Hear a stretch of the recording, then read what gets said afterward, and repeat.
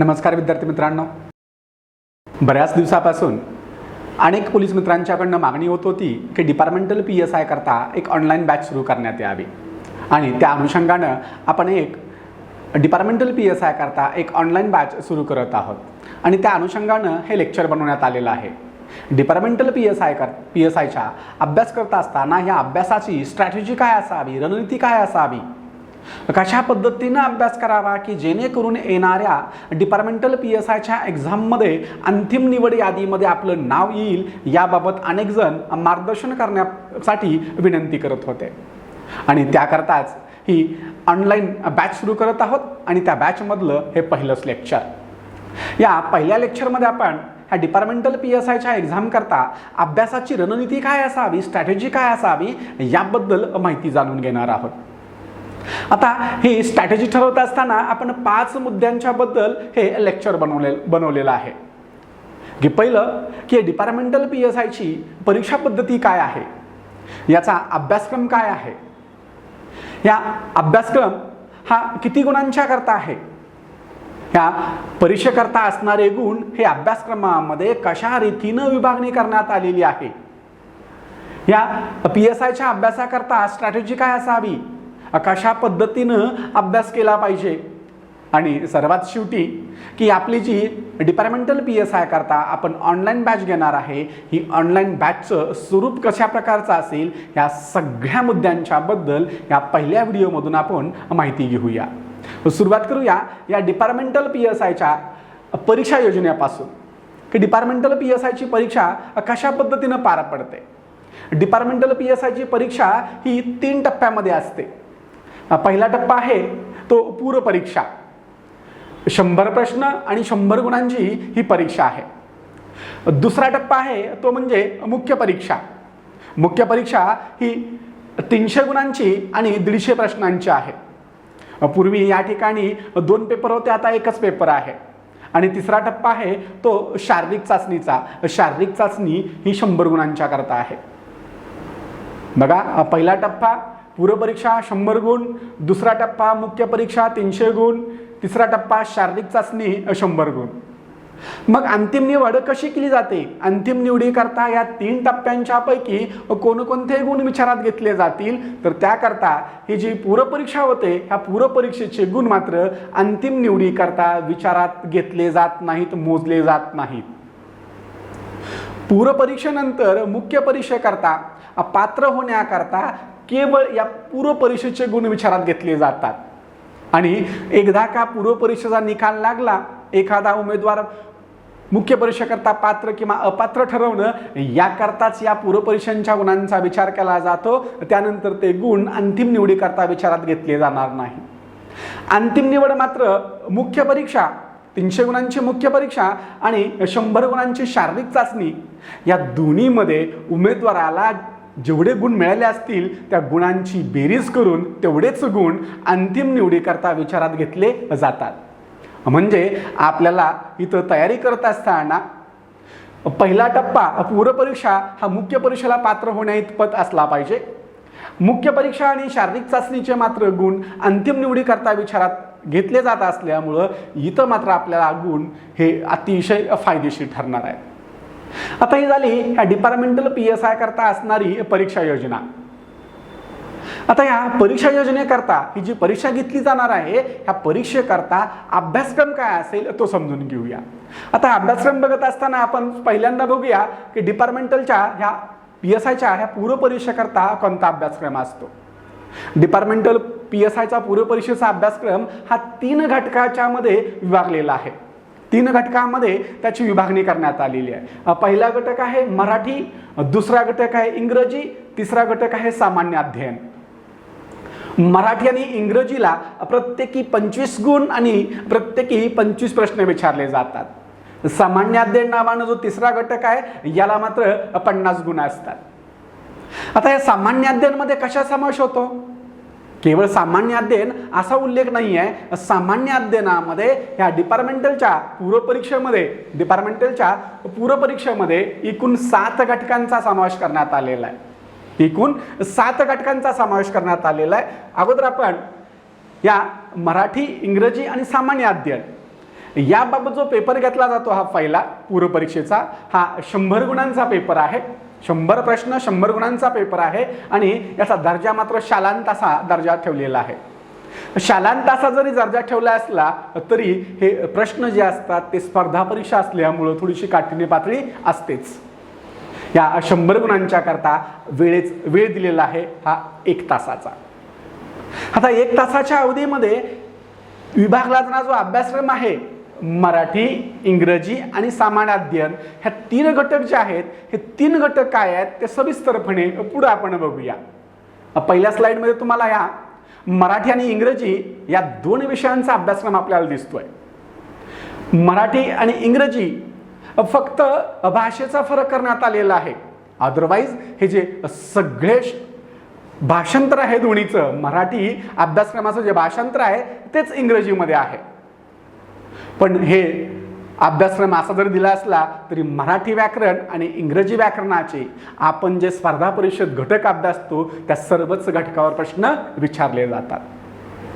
तिसरा घटक समजून घेऊया. तो तिसरा घटक म्हणजे हा सामान्य अध्ययन. तिसऱ्या घटकामध्ये एकूण 7 घटकांचा समावेश होतो. हे 7 उपघटक तुमच्या समोर नमूद केलेले आहेत. पहिला आहे आधुनिक भारताचा इतिहास. दुसरा घटक आहे भारताचा विशेषतः महाराष्ट्राचा भूगोल. तिसरा घटक आहे भारतीय अर्थव्यवस्था.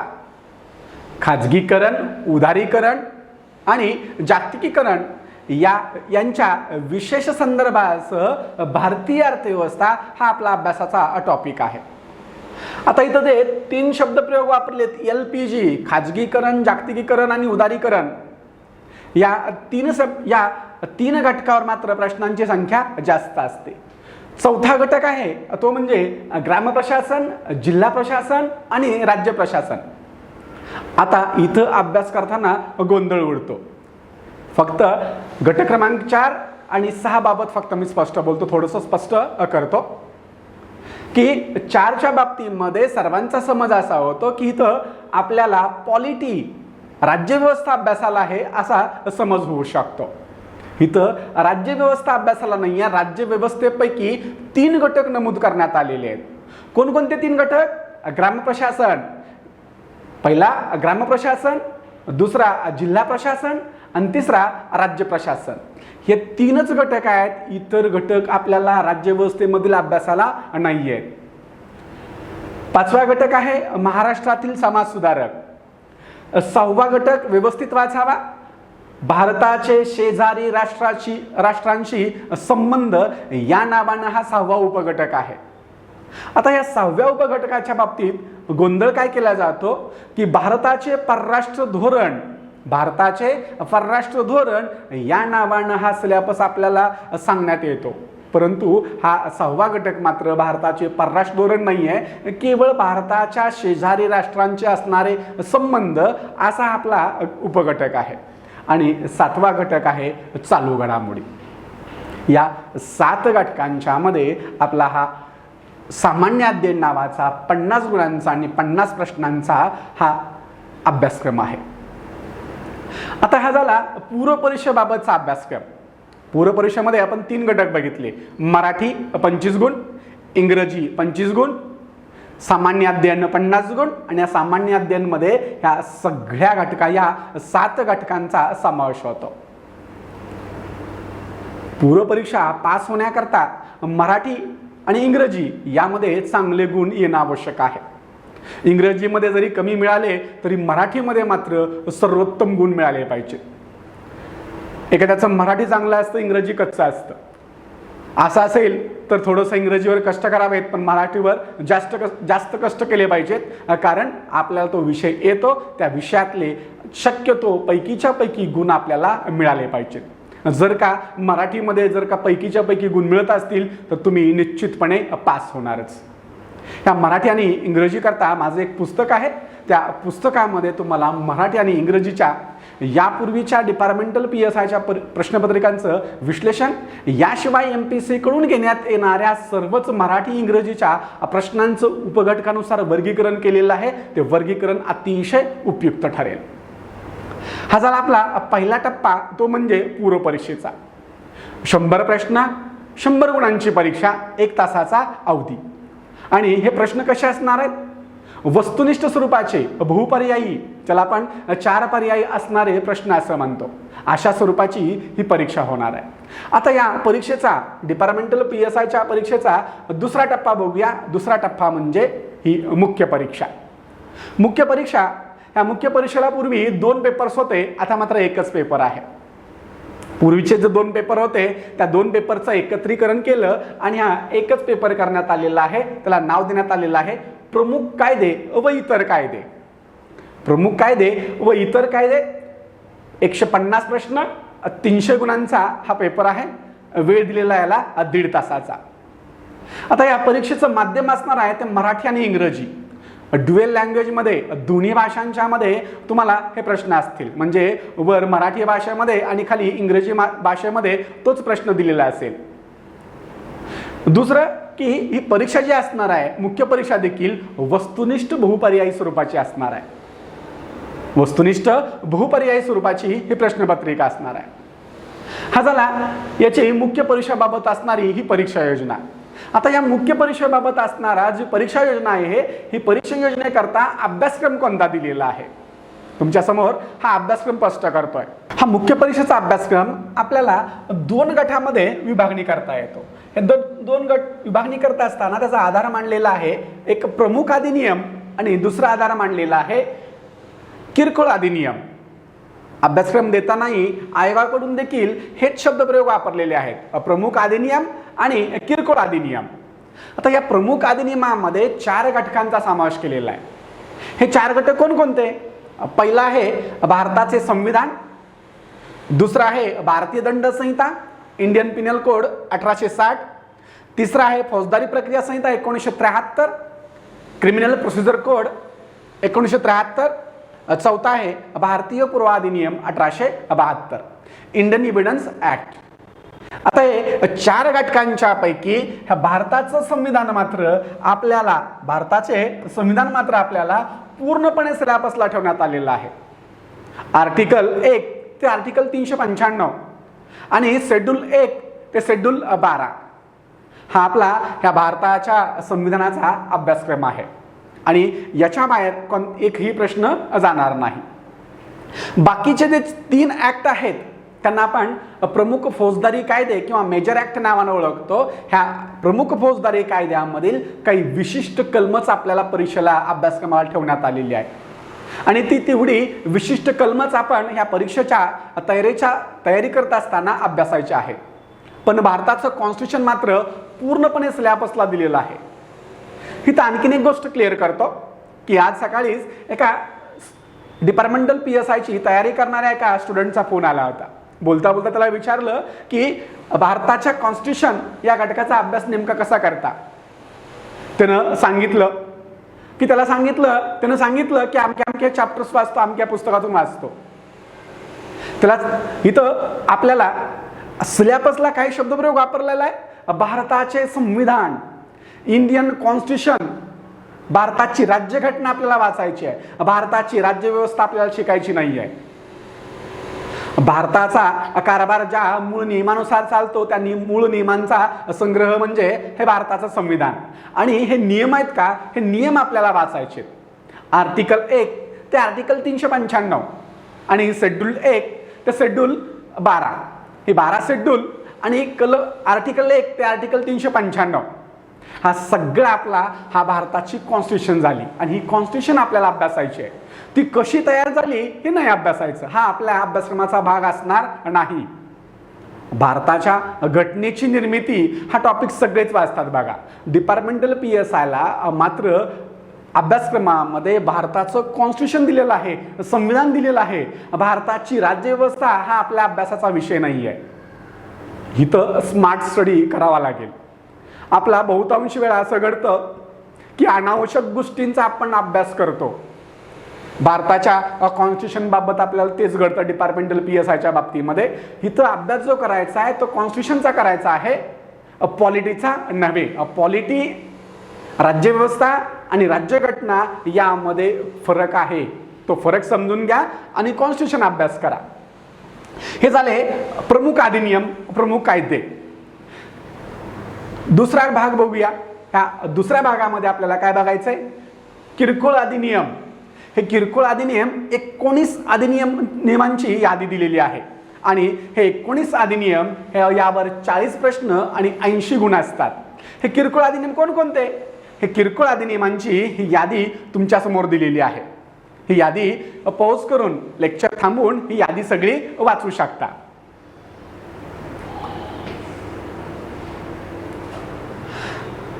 तर इथं आपल्या लेक्चरमध्ये हे सगळे अधिनियम मी वाचून दाखवत नाही. लेक्चर पॉज करा, थांबवा आणि सगळ्या अधिनियमांची यादी आणि त्या अधिनियमाच्या समोरच त्या अधिनियमाला परीक्षेमध्ये असणारे गुण दिलेले आहेत की किती गुणांच्या करता हा अधिनियम परीक्षेला असेल तुम्हाला.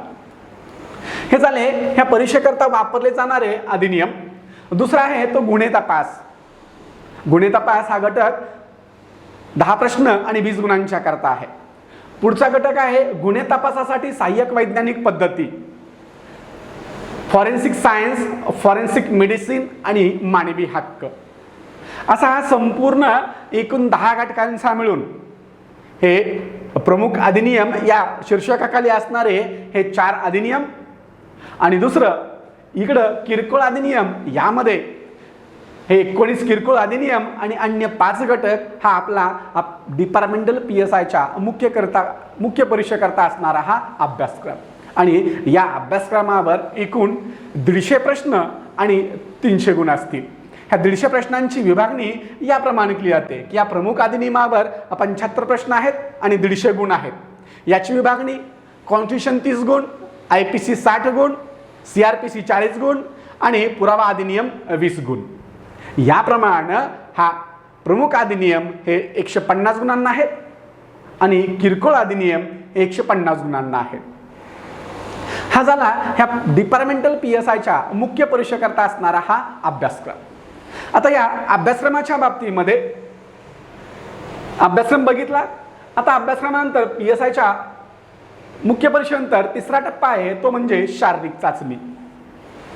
पहिला टप्पा 100 गुणांचा पूर्वपरीक्षा, 100 गुण 100 प्रश्न. त्यामध्ये 3 घटक बघितले होते, मराठी, इंग्रजी, सामान्य अध्ययन. सामान्य अध्ययनमध्ये पुन्हा 7 घटक होते. त्यानंतर मुख्य परीक्षा पाहिली. मुख्य परीक्षा ही 150 प्रश्नांची आणि 300 गुणांची आहे.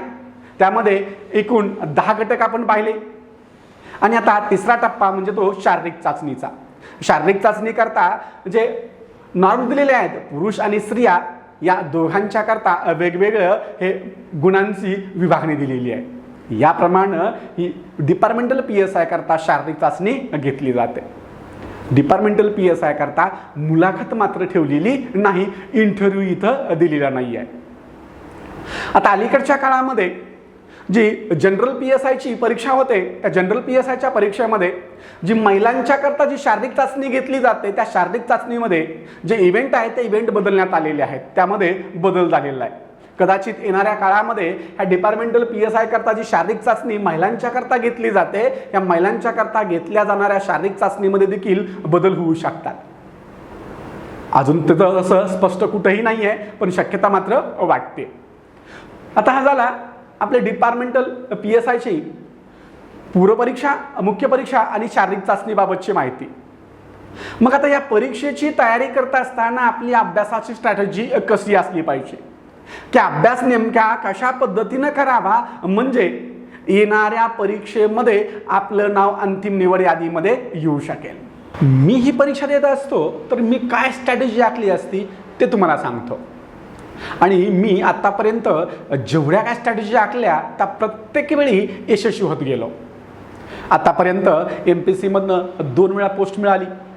PSI झालो, DYSP झालो. PSIच्या परीक्षेकरता स्ट्रॅटेजी बनवत असताना मी कशी बनवली असते?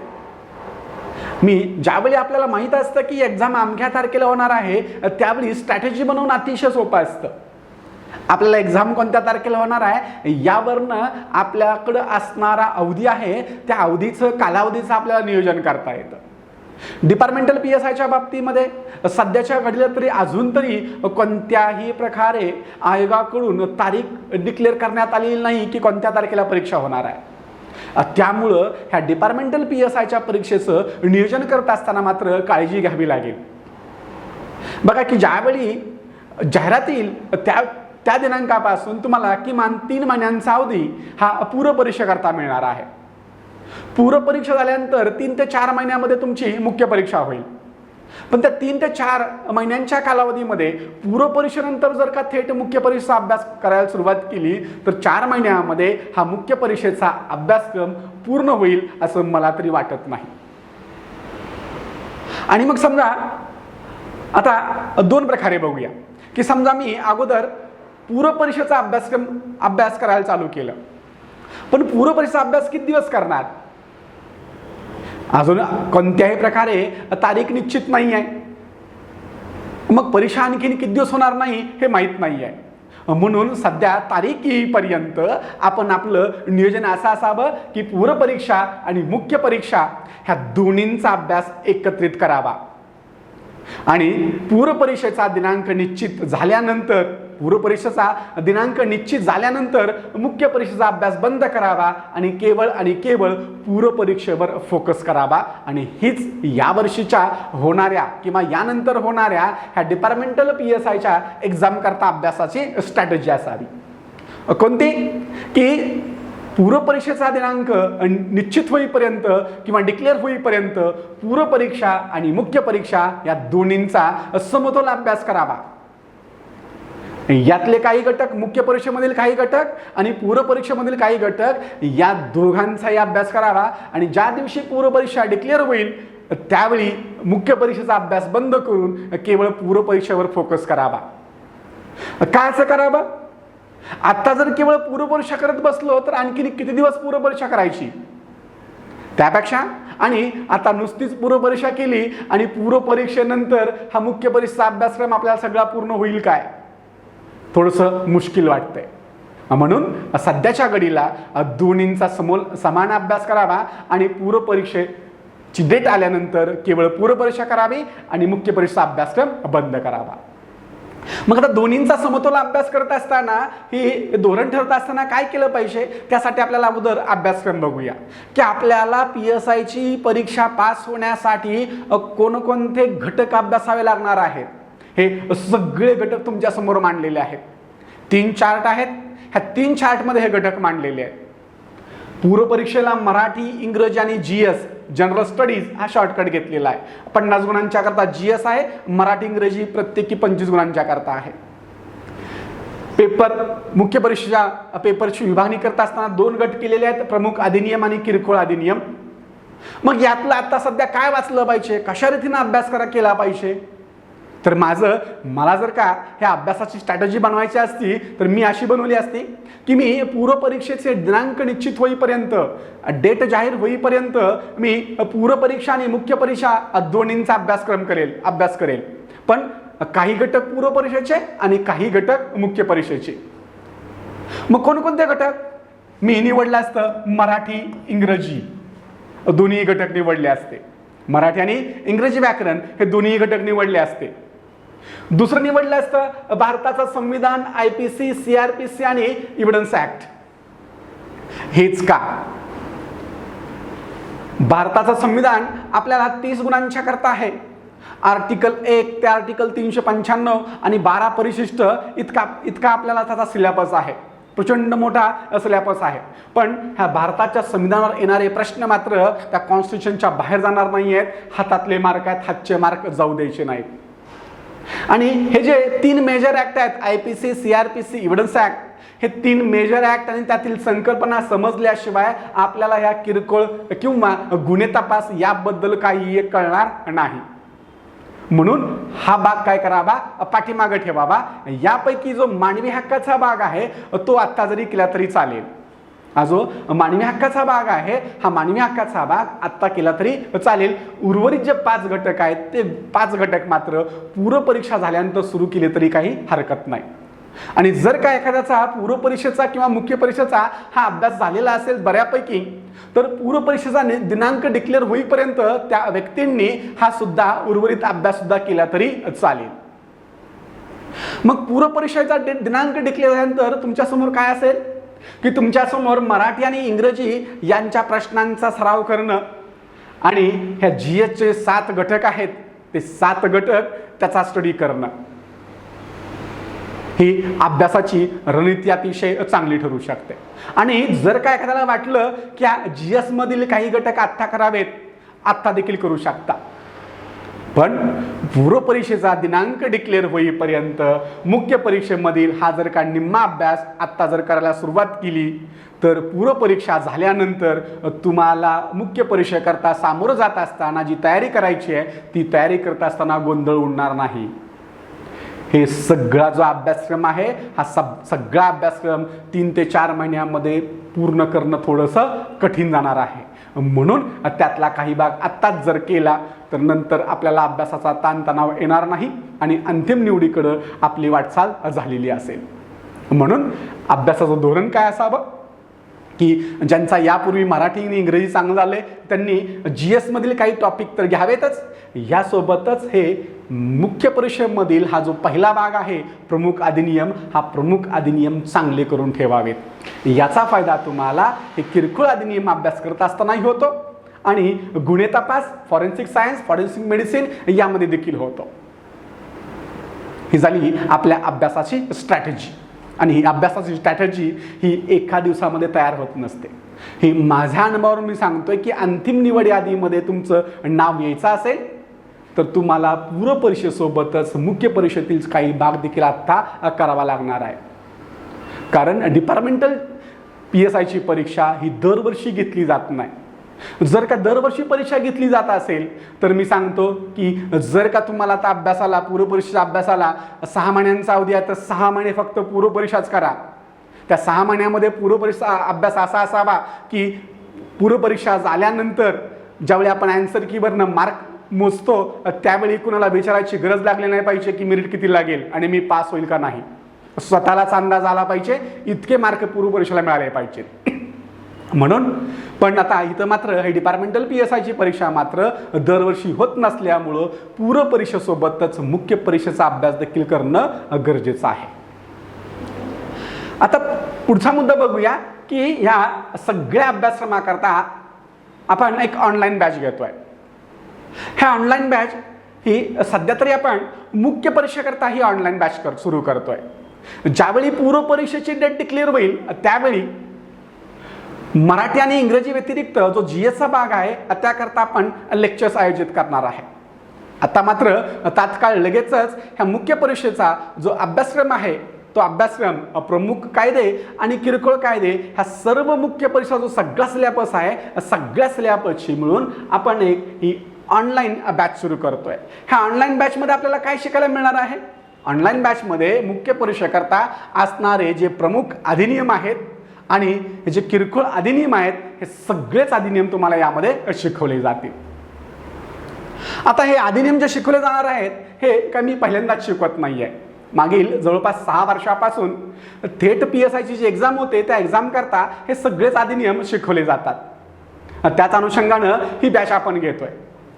यापूर्वीच्या हा सरळ PSIच्या एक्झाममध्ये जो पहिला आला, मुलीमध्ये पहिली आली किंवा इंटरव्ह्यूला पहिली आले, हे तिन्ही कॅन्डिडेट मागच्या एक्झामच्या बाबतीमध्ये माझ्याच बॅचचे हे स्टुडंट होते. माझी शिकवण्याची पद्धत की तुम्हाला जे ऑनलाईन शिकवलं जाईल हे ऑनलाईन शिकवत असताना पॉवर पॉईंट प्रेझेंटेशनच्याच माध्यमातून शिकवलं जाईल. तुमच्या ह्या डिजिटल बोर्डवरच हे सगळे लेक्चर्स घेतले जातील. पॅनटॅप किंवा साध्या बोर्डवर लेक्चर असा काही प्रकार होणार नाही किंवा ऑडिओ लेक्चर्स होतील असं काही घडणार नाही. आणि मी शिकवल्यानंतर तुम्हाला एखादा भाग समजला नाही असं कधीही घडणार नाही. आणि आपल्या शिकवण्याच्या बाबतीमध्ये आणखीन एक की आपली इथं वेळेची बचत खूप होणार आहे. स्पर्धा परीक्षेची तयारी करत असताना काय करावं हे सगळेच सांगतात, पण काय करू नये, काय वाचायचं, काय वाचू नये हे कोणी सांगत नाहीये. सगळेच सांगतात बघा की स्पर्धा परीक्षेची तयारी करत असताना 4थी ते 12वीची पुस्तकं वाचा. यांनी पण कधी हे सांगणारे जे असतात ना या लोकांनी पण कधी वाचलेली नसतात. सगळी पुस्तकं वाचायची गरज नाही. काही विशिष्ट इयत्तांची, काही विशिष्ट विषयांचीच ही पुस्तकं वाचली पाहिजे. आणि माझ्या शिकवण्यामध्ये आणि मार्गदर्शन करण्यामध्ये तुम्हाला ते जाणवेल की नेमकं काय करायचं आणि नेमकं काय सोडायचं हे माझ्या लेक्चर्समध्ये तुम्हाला शिकायला मिळेल. आणि आपले लेक्चर्स हे टू द पॉइंट असतात. तुम्ही काय करताय, तुमच्यावर काय जबाबदारी आहे समाज काय आहे, कायदा समाजासाठी आहे काय, असली फालतूगिरी नाही. फक्त आपला अभ्यासक्रमाचा मुद्दा आणि आपण, तुम्ही काय करायला पाहिजे, तमक्यानं काय करायला पाहिजे, काही देणं घेणं नाही मला. मुलांच्याकडनं पैसे घेतो कशाचे, शिकवण्याचे, तर फक्त शिकवतो. शिकायचं नाही तुमची जबाबदारी, मार्गदर्शन करण्याची जबाबदारी माझी. एक या जो सगळा सिलेबस आहे, ह्या सगळ्या सिलेबस मधला एक ना एक घटक सगळा तुम्हाला शिकवला जाईल.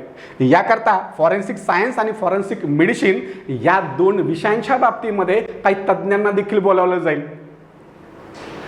फॉरेन्सिक मेडिसिन मध्ये काही MD झालेले काही माझे मित्र आहेत, त्यांना देखील आपण या ठिकाणी पाचारण करणार आहे की त्यांनी या विषयाबाबत तुम्हाला मार्गदर्शन करावं, की जे महाविद्यालयामध्ये याच विषयांचं मार्गदर्शन करतात अशा लोकांचे देखील काही गेस्ट लेक्चर आपण आयोजित करणार आहोत, की जेणेकरून तुम्हाला पुरेपूर नॉलेज या विषयांचं मिळेल. आणि खात्री सांगतो की आपल्या या शिकवण्यामधनं सगळेच प्रश्न येणार आहेत. आपल्या शिकवण्याच्या बाहेर शक्यतो काही जाणार नाही. फक्त गुन्हे तपास फॉरेन्सिक सायन्स आणि फॉरेन्सिक मेडिसिन या बाबतीत काही अडचणी येऊ शकतात. अवांतर सिलेबसच्या बाबतीत, या अवांतर बाकी जो सगळा सिलेबस आहे त्या सिलेबसच्या बाबतीत कधीही काही एक अडचण येणार नाही. आणि आपल्या शिकवण्यामध्ये नेहमी संकल्पना स्पष्ट करण्यावर अतिशय भर असतो. पुस्तकामध्ये वाचून समजणार नाहीत अशा सगळ्या संकल्पना तुम्हाला या ठिकाणी स्पष्ट केल्या जातील. भारतीय पूर्व अधिनियमामध्ये जो आपल्याला डिपार्टमेंटल PSI ला जो सिलेबस दिलेला आहे, तो सिलेबस जो दिलेला आहे तो मोजका सिलेबस आहे. परंतु तो मोजका सिलेबस जरी असला तर ती कलम, ती सेक्शन समजण्यासाठी नेमका पुरावा कायदा काय आहे ते अगोदर समजून घ्यावं लागेल. म्हणजे आपला सिलेबस जो आहे त्या सिलेबसला धरून अवांतर गोष्टी देखील तुम्हाला शिकवल्या जातील, की ज्या हे सगळे कायदे शिकण्यासाठी आवश्यक असणार आहे. बॅचचं स्वरूप कसं असेल, ही बॅच ही रेकॉर्डेड स्वरूपात असेल. रेकॉर्डेड व्हिडिओ तुम्हाला दिले जातील. हा रेकॉर्डेड व्हिडिओ हा डिजिटल बोर्ड आणि पॉवर पॉईंट प्रेझेंटेशन याच्या माध्यमातून हे व्हिडिओ रेकॉर्ड केले जातात. दुसरा मुद्दा, तुमच्या सोयीनं कोणत्याही वेळी हे व्हिडिओ पाहू शकता. आणि व्हिडिओ तुम्हाला इंटरनेटच्या मदतीनं पाहण्याची गरज नाही. तुम्ही हे व्हिडिओ ऑफलाईन सेव्ह करून ऑफलाईन देखील पाहू शकता. तिसरा मुद्दा की हा कोर्स तुम्हाला 1 वर्ष अवेलेबल असेल. म्हणजे ज्या तारखेला तुम्ही ॲडमिशन घेतलं असेल त्या तारखेपासून हा व्हिडिओ 1 वर्ष तुम्हाला अवेलेबल असेल. एक व्हिडिओ तुम्हाला 4 तास पाहता येईल. 4 तास पाहता येईल म्हणजे समजा एक व्हिडिओ 30 मिनिटाचा आहे, तर 30 मिनिटाचा व्हिडिओ तुम्हाला या 4 तासामध्ये किमान 8 वेळा पाहता येईल. एक व्हिडिओ 8 वेळा पाहता येईल. परंतु मला खात्री आहे की मी जे लेक्चर्स घेतो, जे शिकवतो, ते लेक्चर्स तुम्हाला 8 वेळा पाहण्याची गरज नाही. फार झालं 1 किंवा 2दा पाहिलं की नंतर ते कन्सेप्ट क्लिअर झाल्यानंतर तुम्हाला तो व्हिडिओ पाहण्याची आवश्यकता उरणार नाही. आता जी आमची नेहमीची PSIची बॅच सुरू आहे, त्या PSIच्या बॅचच्या लोकांचा तोच रिव्ह्यू आहे की सर हे 4 तास पाहण्याची आवश्यकता लागत नाही. 1 किंवा 2दा पाहिलं की व्हिडिओमध्ये जो कंटेंट आहे तो कंटेंट पूर्णपणे लक्षात येतो. मग हे जे व्हिडिओ लेक्चर्स आहेत आणि हे व्हिडिओ लेक्चर्स आणि दुसरं टेस्ट सिरीज, की तुम्हाला ह्या लेक्चर्ससोबत टेस्ट सिरीज घेतली जाईल. ती पूर्णपणे तुम्हाला मोफत असेल. यामध्ये एकूण 6 टेस्ट समावेश असतील. 6 टेस्ट घेतले जातील. ऑनलाईन किंवा ऑफलाईन दोन्ही पद्धतीनं ह्या टेस्ट तुम्हाला अवेलेबल होऊ शकतील. दुसरा मुद्दा की हे बॅच पाहायची कुठं. ही बॅच तुम्हाला प्ले स्टोअरवर जा आणि प्ले स्टोअरवर किशोर लवटे अकॅडमी पुणे या नावानं माझ्या नावाचं अँड्रॉइड ॲप्लिकेशन सर्च करा. ते ॲप्लिकेशन तुमच्या मोबाईलमध्ये डाउनलोड करा. ॲप्लिकेशन ओपन केल्यानंतर त्यामध्ये स्टोअर नावाचा ऑप्शन आहे, त्या स्टोअरमध्ये जा. स्टोअर ओपन केल्यानंतर त्या ठिकाणी तुम्हाला ही डिपार्टमेंटल PSI करता असणारी ही बॅच तुम्हाला अवेलेबल असेल. आता ही बॅच तुम्ही केल्यानंतर या स्वरूपाची बॅच असेल. या बॅचमध्ये तुम्हाला काय काय फायदे होणार आहेत, की पहिलं तुमची वेळेची बचत होईल. या लेक्चर्समधून जे मुख्य परीक्षेचे 300 गुण आहेत त्या 300 गुणांची तुमची तयारी पूर्ण होईल. संकल्पना सगळ्या स्पष्ट होतील. उदाहरणामधून सर्व प्रक्रियेची तुम्हाला माहिती दिली जाईल. परीक्षेच्या दृष्टिकोनातून तयारी करून घेतली जाईल. हे सगळे व्हिडिओ लेक्चर्स झाल्यानंतर सगळे व्हिडिओ लेक्चर्स रिव्हिजन करता पाहता येणं शक्य नाही आहे. त्याकरता आपण अतिशय शॉर्टकटमध्ये रिव्हिजन लेक्चर्स देखील उपलब्ध करून देणार आहे. म्हणजे परीक्षेच्या दृष्टीनं तुम्हाला ते रिव्हिजन लेक्चर्स अतिशय उपयुक्त ठरतील. आणि शेवटचा मुद्दा की पाठांतर करण्यापेक्षा समजून घेण्यावर आपल्या या बॅचमध्ये भर दिला जाईल. कारण पाठांतर केलेल्या गोष्टी विस्मरणामध्ये जाऊ शकतात, परंतु जी गोष्ट आपल्याला समजली आहे ती मात्र कधीही विसरली जाऊ शकत नाही. म्हणून माझ्या लेक्चर्समध्ये मी पाठांतर करून घेण्यापेक्षा समजून देण्यावर जास्त भर देतो. ही जी बॅच आहे ही बॅच तुम्हाला किशोर लवठे अकॅडमी पुणे या ॲप्लिकेशनवर तुम्हाला उपलब्ध होईल. हे सगळे लेक्चर्स तुम्हाला हे मोबाईलवर पाहण्यासाठी उपलब्ध असतील. जर का या लेक्चर्सबाबत किंवा कोर्सबाबत काहीही अडचण असली तर हे जे 2 मोबाईल नंबर दिलेले आहेत ह्या 2 मोबाईल नंबरच्या व्हॉट्सअपला किंवा टेलिग्रामला मेसेज किंवा कॉल करणे. साधा कॉल करण्यापेक्षा व्हॉट्सअपला किंवा टेलिग्रामलाच कॉल करणे, कारण बऱ्याच वेळा नेटवर्कचा इश्यू होतो. म्हणून याच 2 सोशल मीडियावर कॉल किंवा मेसेज करावा. जर का काही आवश्यकता लागली तर त्याबाबत सगळी माहिती तुम्हाला या 2 व्हॉट्सअप आणि टेलिग्रामच्या माध्यमातून दिली जाईल. लवकरच बॅच सुरू करतोय. सर्वांनी हे जे ॲप्लिकेशन आहे हे ॲप्लिकेशन डाउनलोड करा आणि त्या ठिकाणी तुम्हाला बॅच उपलब्ध होऊन जाईल. थांबूया इथं. थँक्यू.